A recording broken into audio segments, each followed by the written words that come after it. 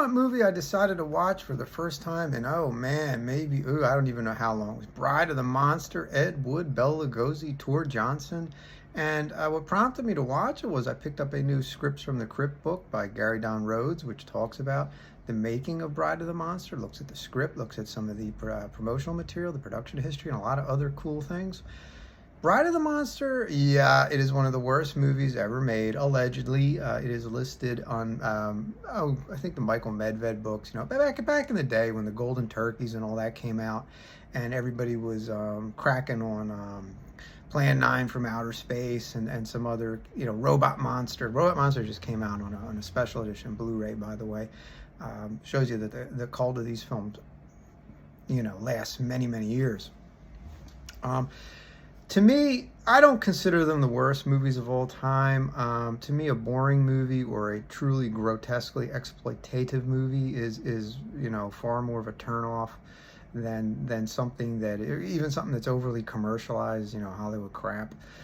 Bride of the Monster is incompetently made. It's incompetently written, and it is sadly incompetently acted by some people who have, more talent than they show. Like Bela Lugosi was up in age, and it's, what are you going to do?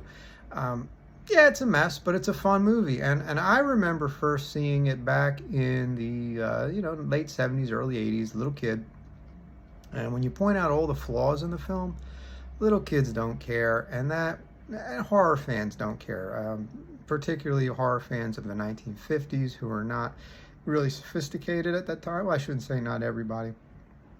But the big audience for horror movies in those days was kids or people looking for disposable entertainment.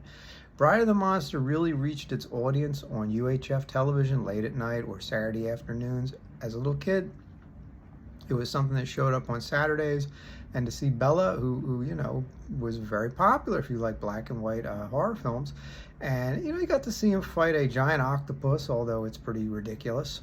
And Tor Johnson's, strikes a cool figure, and he's kind of a sympathetic, supporting bad guy.